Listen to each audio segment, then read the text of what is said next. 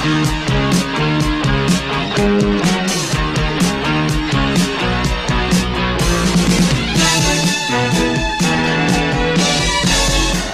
and gentlemen, next, Dwight Schultz. We have his action figures here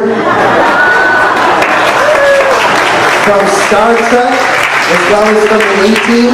Listen closely because we will have a quiz for what Dwight said. If you can answer it, you win these action figures. But ladies and gentlemen, on a serious note, yes, he's an actor, but what a wise man he is that understands so much the threat to this culture and society. Dwight, go ahead.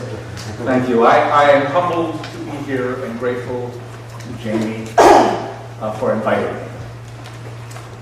I've always been a conservative in Hollywood, and I've dealt as I've been a minority politically for over 43 years. I'm out of the closet 43 years. But 9/11 changed my life profoundly. I didn't know anything about Islam. I knew nothing about Sharia. I tried to learn as much as I possibly could because I never wanted to see this again.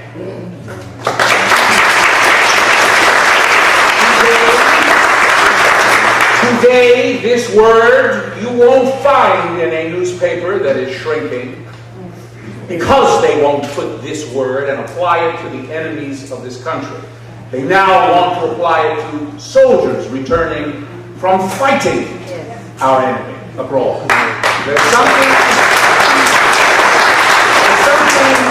very evil at work. It doesn't make sense. But let me just tell you very quickly about my journey. I didn't understand anything about it. I was very confused. I found this book, Bin Laden, the Man Who Declared War on America by Joseph Bodansky. I started reading it. In it, he recommended that I download Osama bin Laden's fatwa from the internet, and I did. I understood a little bit more about Sharia after I understood why he wanted to destroy America and kill Americans, particularly American civilians. While I was reading this book, I came across the words, and words are really important to me. The words that are spoken by those who follow Sharia. Not just the legal, but people who actually implement Sharia. This, I found this man, he's still prominent today, although he's in prison. It's Sheikh Omar Abdul Rahman. This fatwa was smuggled out of jail by his lawyer, who's now also in prison. And this is Sharia. This is a cleric. And I'm going to get to him again in a moment. Cut all links with their country, the United States, destroy them thoroughly and erase them from the face of the earth. Ruin their economies, set their companies on fire, turn their conspiracies to powder and dust, sink their ships, bring their planes down, slay them in air, on land, on water, and with the command of Allah, kill them wherever you find them. Catch them and put them in prison, lie in wait for them, and kill these infidels. Mohammed Morsi, who has just become the totalitarian dictator who wants to bring Sharia to Egypt, his first major pronouncement is that he demands that the United States release Sheikh Omar Abdul Rahman, who has an invitation to the White House. These are his words. To my knowledge, because I still read some of these and I check the internet, the offer hasn't been rescinded. Why would Morsi, as one of his first official missions, say, I want a mass murder? This man he was responsible for the first attack on the World Trade Center. Why would this president of Egypt, leader of the Muslim Brotherhood, demand that a mass murderer in the United States be released? It's already been told to you here. We're not Muslims. We're infidels. We can't be murdered. We can only be killed. This is one of the chief clerics.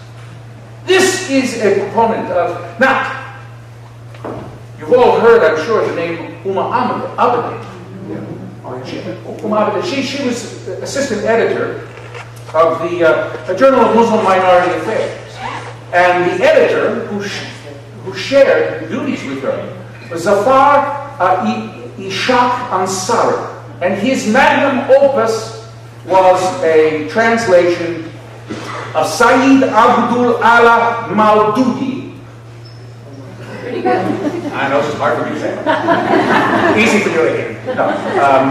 And this is part of this wonderful translation. And this says it all. You really don't have to go any further. You don't have to be an intellectual or a scholar. This says it all. The purpose for which Muslims are required to fight is not, as one might think, to compel the unbelievers into embracing Islam. Rather, their purpose is to put an end to the sovereignty and supremacy of the unbelievers so that the latter are unable to rule over men. The authority to rule should only be vested in those who follow the true faith, Islam. Unbelievers who do not follow this true faith should live in a state of subordination.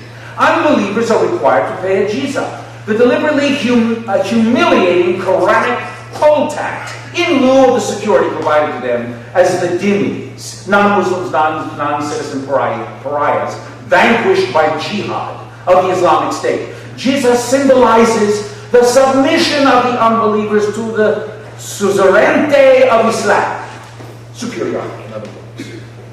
To pay jizya of their own hands humbled refers to the payment in a state of submission. Humbled also reinforces the idea that the believers, rather than the unbelievers, should be the rulers as God's vice agents. This is Sharia in their words.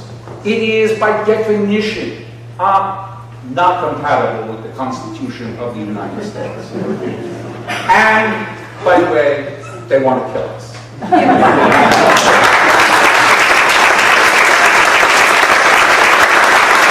Ladies and gentlemen, thank you very much. Please, I don't want to hear it. I did what I did because if I didn't do it, it would have got done. And I might add that not doing it would have been a lot worse than doing it badly, which I was not about to do.